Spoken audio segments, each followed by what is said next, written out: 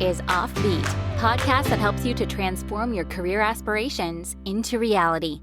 With your host, Adnan Sohail. Hey everyone, thank you very much for coming back on Offbeat Show. If you are having a good public speaking and communication skills, your professional value is 50% more as compared to those which are not having public speaking skill. Now, public speaking skill is something which you can learn it. A lot of people are having this natural talent, but if you do not have, this video is going to help you.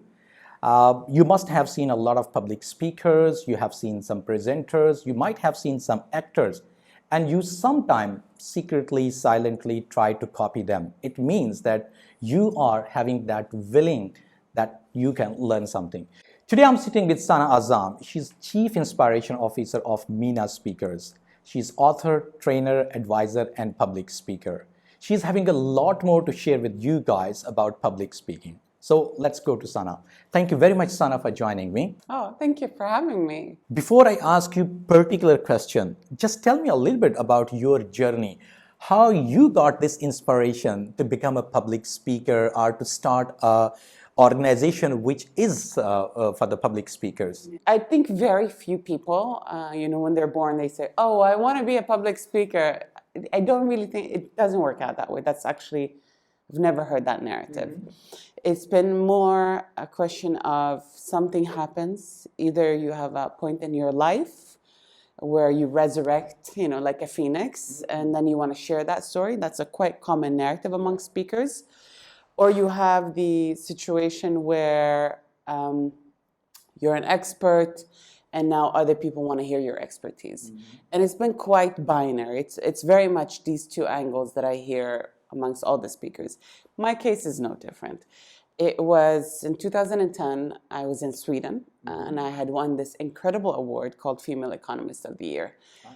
And in that, you get press, and then you get that magic call. An organizer calls me and she says, hey, do you want to come up and speak on stage? I just graduated, a university student, 20-something. Yeah. I'm going, okay, why not? Let's do it. I go up on stage. I speak from my heart. I share some insights, conversationally using storytelling examples. And from there, when I step down, another lady comes up to me and she says, wow, I really like what you said. Can you come and share this story with our management team? To another. And then I was starting to get referrals. And then I was starting to get, just engagements all over. Mm. Eventually, an agency found me. They signed me on, and then they started promoting me. And then that's really when the accelerators started happening. Right. So this was 2010. I ended up moving here.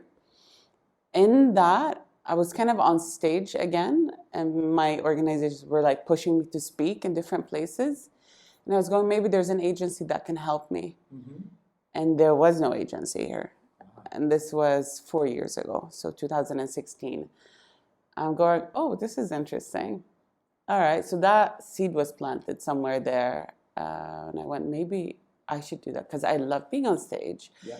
But I also want the scalability factor. I don't want to be the only one doing that. I want to give other people the chance and the opportunity to do that. Most importantly, the people from this part of the world are not necessarily getting the same type of exposure worldwide as speakers. Sure. So this was an opportunity to do something socially for our society, mm-hmm. and to really showcase people from the Middle East, from Asia, from North Africa, send them off on engagements and share their story. So I went, wow, this is really close to my core. Doing good by doing well, as Muhammad Yunus said. And I just ran with it. I haven't slept since. A lot of people who wants to learn public speaking. First, if you can describe what actually is public speaking and it is for who? Like, yeah. Is it the share of everybody? Everyone should learn it? Is it some very, very specific group of people who should adopt this skill? So who actually should become a public speaker? For whom it? So I always say not everyone's a public speaker, mm-hmm. but we always speak publicly.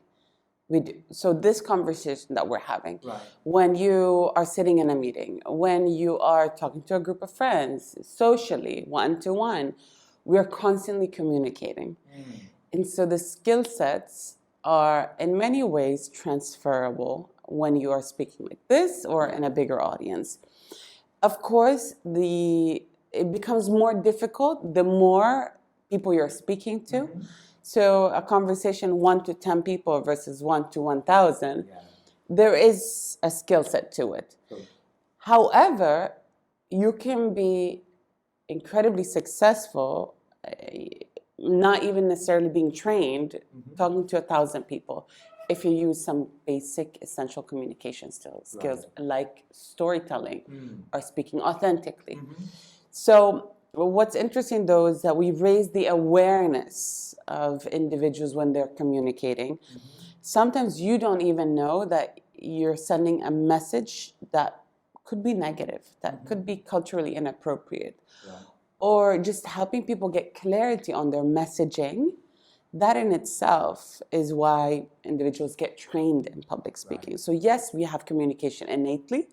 Some are incredibly great at it naturally, but then you can get trained in it, and it's a skill. And most professionals, they get trained in it. Now, my point is that this is something that should be done high school level, school level. It should be incorporated at university level because there's a lot of science, and it is such a crucial skill set for you to take on. And the higher up you go, the more important it becomes. Talk us something about the component. How a good public speaking session look like? What are the components of this, if you can tell to our audience? Here's what I've noticed. I've been trained from schools classically, the ones that tell you, stand like this, do this, do that. So I've been trained in different schools of thought, and it's been ranging from an Austrian school of thought. I was out in Boston with Harvard doing a leadership communication, and then a whole range in between.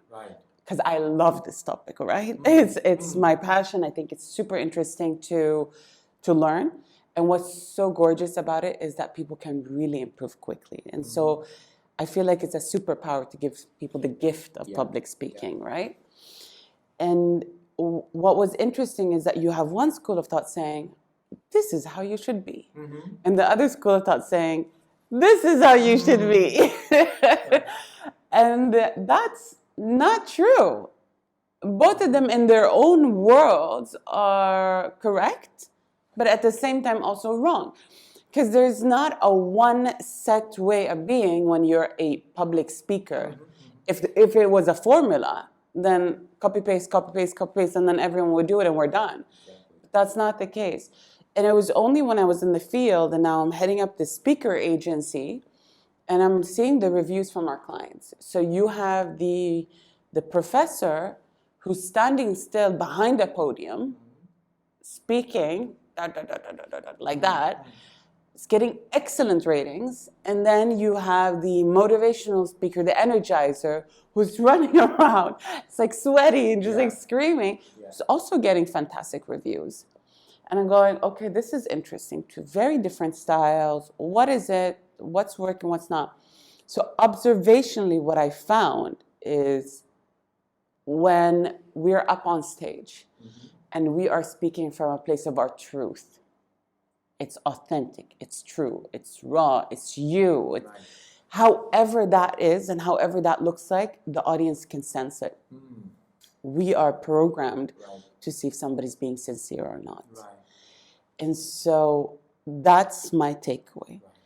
When we train people, because I'm saying it's a skill, when we train people, we tell them, okay, well, try this style, the rah, or try this style, or try this, or try that. And what we're doing is we're pushing individuals outside their comfort zone to try all these different things, and eventually they will land on what is most natural, what is most comfortable to them. So what we mostly see is when we're training individuals in public speaking, I always go, and I put everyone on the spot. I go, present for me. And they go, what? Go present for me. Let me see your default. And quite often it looks the same. A bit stiff, like, hello, today I'm going to present. I'm going to talk about, and the hands might be here, or the hands are here, or you see that movement of hands kind of, they're trying to figure out what they're going to do. Their face is a bit tense, quite static. So that's normally how it looks like, right? So what we're saying is, okay, this might be your right now the place you're in, but we need to push you and see what style is going to be most likely your style. It's almost like a sport. When you are learning something or when you want to do something, I'm sure that there are challenges, there are hurdles which stop you to take that initiative. And with public speaking, one thing that's the fear, like fear to go in front of the audience, on the stage, holding a mic. So just tell me that how to overcome this fear of public speaking. I get asked this question all the time. It is a question that a lot of people think about. Either they will vocalize it or they will silently sit with it. Yeah. So I appreciate that you bring it up. I have seen individuals come into our sessions and they are shaking like a leaf. When I ask them to go up and do a demo, they can't even do the demo that is 20, 30 seconds in a very safe environment. And so proper preparation prevents poor performance. Proper preparation prevents poor performance, which means get training, go and take sessions, go and do improv, put yourself out there, go and find out. Knowledge is power. When you know that this means something versus this means something, or this is how I look like when I'm recorded, that knowledge is going to be so powerful for you. And within, I'm not joking, I've seen people within 3-4 sessions just transform. Going from, I never want to be on stage to, Saana put me on stage. Yeah? So it's so easy to overcome it. It is so easy to work with it. Invest in yourself, get into a class, get a coach, and don't be held back by something like this. We are talking about the preparation, as you said, and that's, of course, a key component. Usually, as a public speaker or as a presenter, we expect that when we are reaching to the stage, there will be things already prepared and we have to just jump on the stage. Is it something which really a speaker or a presenter has to take care before reaching to the stage, like how the physical things should look like, or what should be the mental stage of the people who are the audience, or the mental stage, psychological thoughts of the speaker? Just tell us about these two preparations of physical as well as psychological. Give you an example of where, I didn't take my own medicine. I was in Sharjah and I was speaking in front of 1,000 people. It's full stage. In front of me is a sheikh, the chancellor. There's a lot of very important people. I haven't prepared anything. I have prepared my speech, but I haven't prepared the stage. I haven't tested it because there was just no chance. But I mic up and then I go up and I go, hello, everybody. I'm ready to have my speech. And what I'm noticing is when I'm speaking to this side of the audience, everything's fine, but and the sound comes on again on the right-hand side, but on the left-hand side, it goes mute. The audio is not working, and you have 1,000 people in front of you. So half your speech is being chopped up. I can hear it because the sound is coming back here, but from this side, nothing's happening. It's just mute. Yeah. And I go, oh my goodness. It was super stressful. So I step off stage. I just cut my speech short at that point in time. Step off stage. I talk to the organizer. I'm like, get a mic, sort this out so I can go up and have my speech. Great. They got me a new microphone. And then now the MC has disappeared because I wanted a complete reset. The MC has disappeared. So I'm going, how do I start this again from scratch? So I go, ladies and gentlemen, put your hands together for our next speaker, which is me. All right, let's go. So they clap, and then I go up, and then we have a complete reset, and then it continues from there. So that's when you should probably check the stage, if you can, ideally, in the audio, and do a sound check prior. That's the physical. But I also believe you mentioned Psychological preparation. Great. If you're a seasoned speaker, you will generally not need to be doing any more preparation from that angle. If you're at the beginning of your career, yes, there are different things that you can do. Again, to give you an example, I was out with one of our beginner novices speakers on our books who just started their career in public speaking. And so finally got that booking. I was ready to go out and speak. And then the nerves kick in. And he was just, his voice was breaking, which is not great. So I go, okay, buddy, let's go out. All right. So we go out and we're doing deep yogic breaths. Because I need to get oxygen into that body. I need to calm down the nerves. Yeah. He has entered a fight or flight response. So the stress levels are incredibly high. We want to bring it down. So I'm doing the yogic breath, but he's not catching on. So I crack a few stupid jokes and we go, right? Because the breath is coming in. As he's laughing, as I'm laughing, the breath is coming in. Now we're getting oxygen back into the body. Great. Starting to calm down now. So there are two plays here. One is distracting the mind, because you want to stop that train of thoughts. One is getting oxygen into the body, because we're not in the jungle. There's no lion attacking you. You can just feel safe. We're safe. All right. And now, so he's calmed down, but now I want to power him up, right? So I want to get some adrenaline in the body. So what we do is we stood with our hands up like this, and we were jumping. So we're like literally jumping just to get some adrenaline in the body to get him pumped. And that was a quick 2-minute ordeal. Calm down, manage your nerves. Oh, great. How are you feeling now? Well, I'm good. Are you ready to go? Yeah, I'm ready to go. High five, because again, I want to trigger more of these reactions that are like energizers. And then he went on stage, rock and roll. You're talking about this, like breathing and all these things. Our vocal, that's also very much important. You know that in some time, as you mentioned, that you have to increase your own personal volume in order to let your sound reach to all of the audience in case there is any technical glitch. So tell me a little bit about the warming up the vocal before going on the stage. You know that sometime in the morning, our sound, which comes from our mouth or throat, is different. In the afternoon, it's different. So how to handle that one? When it comes to vocal exercises, generally speaking, we're not singing in the same capacity, so we don't need to do the la la la la la la la. We could. We could comfortably do it. Generally speaking, the speakers don't need to do that. We work on the voice when there are situations where clients, they sound like this, they have very squeaky voice, or they don't know how to project their voice.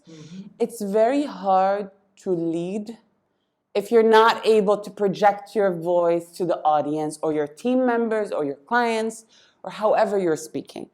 If you sound a bit mousy, right? So this is when we work on kind of expanding the voice capacity. And the easiest thing that you can do if you want to help your own voice, sing and push through the fake notes. Right? So crank up the music maybe in your car, and then try to imitate whoever you're listening to. And you might not be hitting the high notes or the low notes, but push through so that it sounds like that person that's singing. I think that's the most casual way for us to talk about this. Interesting. If you are still watching this video, please do send in the comment section all of your questions, and we will ask Saana to answer personally whatever you are having in your mind, any thoughts or anything which you have already practiced while you are on the stage or you are presenting something to your client or your boss. So she will be happy to answer all of your questions. A lot of people come on the stage, they jump and they start with something that's called story. Yeah. And many of the people, they do not have any story. Yeah. Now tell me, what is the importance of having a story? And if someone has no story to tell, what they can do? So when we're speaking, what happens in the brain? It's processing words and making a meaning out of them. Because you're shooting out a bunch of words, and then my brain is going, oh, what is he saying? I'm trying to create a context. And it's quite a simple processing methodology.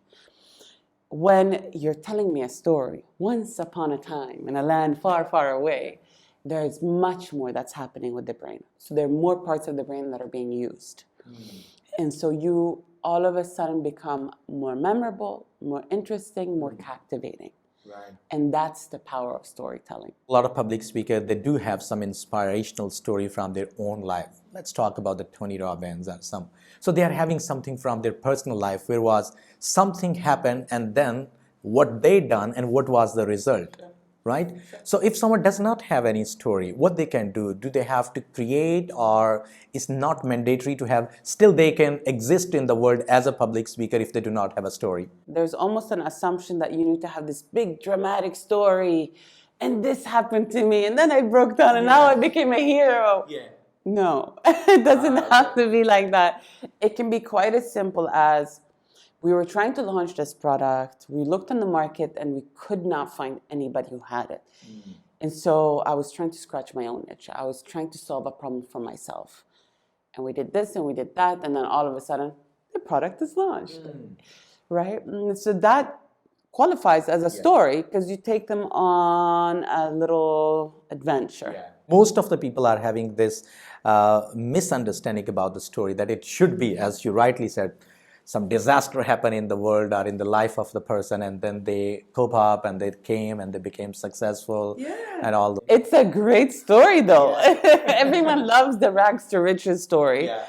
And every good story, no matter what it is, it kind of, so if it goes like that, I started driving from Dubai Marina and then I ended up in the IFC. Dude, not interesting. Got it. But I drove from Marina, and on my way out, there was a lot of traffic, so I had to stop my car, and I had to wait. But then all of a sudden, I see a black cat crossing the street. Black cats, they mean bad luck.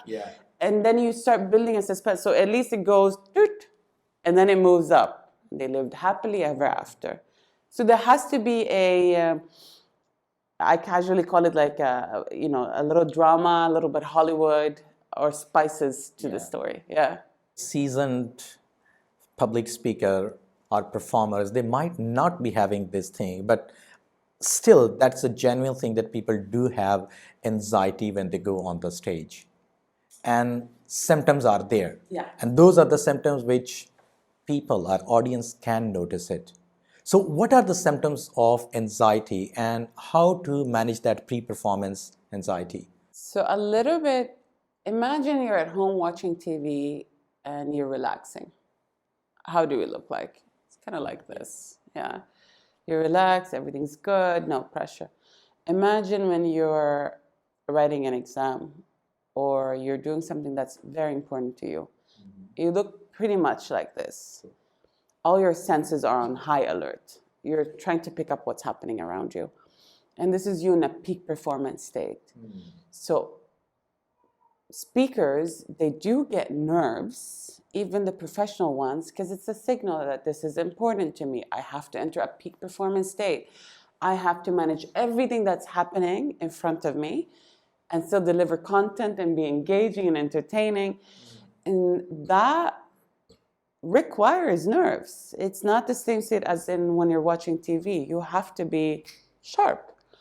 So we love nerves. Nerves are good. Nerves are good. We thank them. Thank you, nerves, for making me, think that this is important and putting myself in a peak performance state, right? It's when it tips over, when we can't articulate our thoughts, or the blackout feeling, or dry mouth, sweaty palms, and it goes into excess, right? This is when you have to take it back and manage it, but it is manageable, right? And that's the whole thing. You can go back to what we said: breathing, laughing.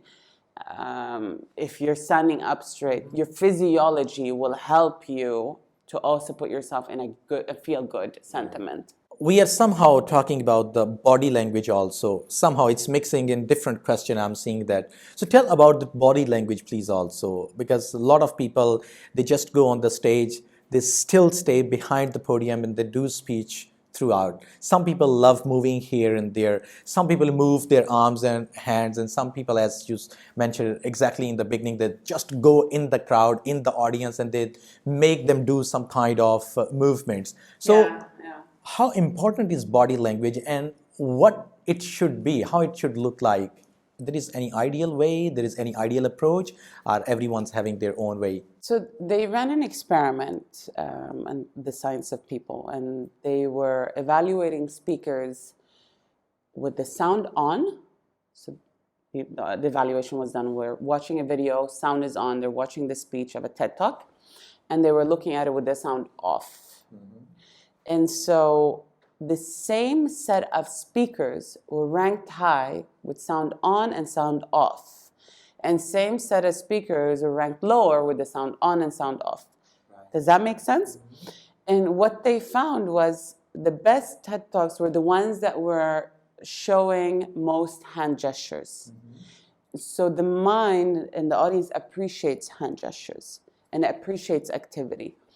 But again, my thesis is still that there's not a one set way, because I've seen speakers stand behind a podium and still do a fantastic job, and you're hardly seeing their body language. But we do know that there's a preference to this type of speaking. So there is no one rule which is going to be applicable for everyone. And moreover, I think I personally believe it depends upon the situation. Let's say if you have to deliver a speech to the graduation ceremony of a college or university, maybe you have to stay behind the podium. Sure. Right. So cool. So now tell us that, as it is said, that first impression is last impression. Opening statement or opening of any presentation or on any speech, how it should look like and what kind of mistakes speakers make. So let's start with what doesn't work, what really is what's low powered. That's what I'm going to call it. So I'm not going to say this is an absolute no, because again, we've seen individuals redeem themselves from a weak start to building up and actually being fantastic. Hello, is everyone ready? Are we ready to start? Okay, here I go. My speech is going to start now. Not a great way to form a first impression. What you're basically telling the audience is, I am not owning my space. You are technically the alpha of the room. You're leading the room. So I'm not stepping into that leadership role. I'm not so certain about myself. And the audience in turn is thinking, is this worth my time? Is this worth my attention? And as a speaker, you're always competing with the phone. And so, can you stop the phone or can you not? And that sends a signal that perhaps it's time to pick up your phone. You don't want to be doing that. Right. Now imagine going in and saying, ladies and gentlemen, good morning. How are we feeling? And you get a response.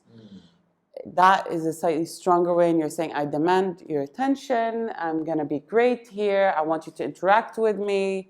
I'm prepared. I'm ready. And how to keep during the session, like let's say after a while, people start losing interest.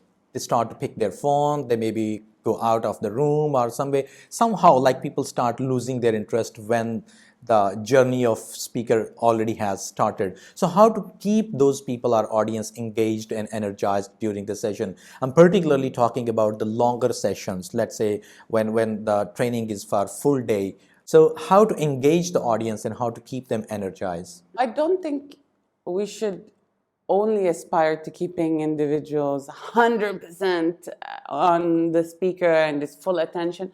It would be nice, but it's also, in 2020, it's not realistic. You should try your best and try to interact. So ask questions, get engagements, do activities, or use the phone. So there are these things that you can use, these tools where you can ask questions, you can survey the audience, and then they pick up their phone, which we all love right now, and ask them to answer through the phone. So they get that out of their system, and then they'll put back the phone, and then, okay, back. Right. So that could be one way, but it's not the end of the world if you have some individuals picking up their phone, checking, what if it's an emergency? What if it's a quick message and then they're back? It's okay. It is noticed also that people during the discussion, especially when it is a boardroom meeting or when it's a smaller training program, one person comes up with some thought or some experiment and they start talking about that for 5, 7, 6 minutes, and everyone is then just watching that what the conversation is ongoing. I say that they try to hijack the session because they want to show what they have, or sometimes the topic is not that much relevant to that topic of the day or agenda of the day. So how a good public speaker or a trainer, they can stick with the agenda and avoid this type of situation when they are hijacked? That's tricky because you want to be polite and you want to be, it's nice that you're getting that interaction because it's check, you've made an impact, you're adding value. And this is on a case-by-case basis. My preference is to just be straight. Thank you so much. I see that it's a comment. We can address this afterwards. What is your question? You can just send off the question. Or I'm mindful of time, so could you please just give me the question? Just interrupt it. Right. Ideally, it would be that you pre-frame before you open the floor. So I would like to open the floor for Q&A. However, please keep it short. So have a question mark behind your words. Right. And if not, then I may interrupt you. All right, are we ready? Let's go. Situation may go sometime terrible, and there are some unruly audience. Especially, let's take the example or imagine the situation when a professor are delivering a classroom lecture. You know that, and those are the audience are students. Or maybe in some training where the trainer is unable to engage, or as you said that you can limit them, that your question should be very much short, brief, and come like, and sometimes people take it as offense, right? They still want to argue it, or maybe then after that you'll find them they are becoming a little bit unruly. How to handle this type of situation? So there are like layers, right? There are steps that you can do. If it's hooligan style, then leave. Your safety comes first as a speaker. If it's just small chatter or small, then one of the things you can do is actually walk towards the audience member. You'd be surprised how effective that is. So if I notice that maybe on the left-hand side, the naughty people on that side, they're just chit-chatting a bit too much, either I will send a question in that direction. What do you think? Or I'll start walking in that direction so that they notice that I'm noticing them, and then they will calm down. Generally speaking, tends to work. One important question that was asked to me by someone, and I thought you are the best person to answer. In our social gatherings, whether it's the professional one or personal one, sometimes some situation come when the person is not ready to speak, right? And he or she is forced to speak. Let's say we are sitting in any of the graduation ceremony and they ask who is position securer, or when we are in the office and they ask the top performer to come on the stage and tell us about your experience. So maybe that person is not good in public speaking. So how to handle this type of situation when unexpectedly something comes and person has no idea what to speak there? There is no pre-planning or preparation. If you're not going to say something that adds value or that's going to be positive, or you feel like you're being really pressured into doing something that you don't want to do, don't do it. Right. Yeah, and I think that's the most appropriate thing. Don't do it if somebody's really pressuring you. It's like if you're being interviewed by a journalist and they're going to answer. Yeah. Don't answer. It's your right to say no. True. So that's one. Impromptu speaking it's a skill, and perhaps the best thing is to take a step back, get your training, get your stories, get your confidence, and then step into that. But it's not the end of the world if you say no. Right. So everyone should be ready. You should be comfortable, right, and feel like you're being respected and your personal integrity is being respected. No one can deny, as first impression is the last impression, and at the same time, I personally think that there is a weightage of how strong is the closing remarks or closing of your speech. Yeah. How it should look like, and what are the wrong things which people do? Do they rush at the end? Are they, what exactly, if you can just brief us about ideal closing remarks and ideal closing way to end up that presentation session? So that's it's a strategic question. It's a last impression, and yeah, it's worth thinking about. And so one of the things you want to do is open the floor for Q&A. Take the question. And if you happen to have one of these unruly audience members who's a bit cheeky, who's asked you a question that's not so lovely, or you've been a bit thrown off, what you want to do is you want to reclaim the narrative. And so you want to have a closure. That closure could be a recap of what was said. That closure could be, some concluding remarks in relation to everything that was covered previously. It could be a quote, whatever it may be. You want to end it on a high note, and ideally on a very kind of positive and maybe summarizing what has been said. We've seen different variations. What I've seen that's not so high-powered again is, okay, thank you, bye. And then they leave.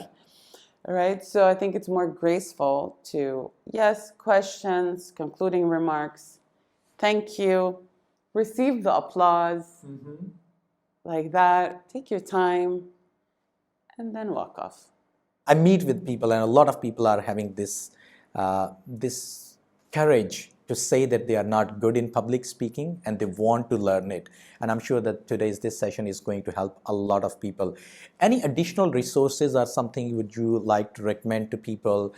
Your personal, any blogs or book or website or something from which people can get more understanding or help to become a better public speaker? There is so much out there.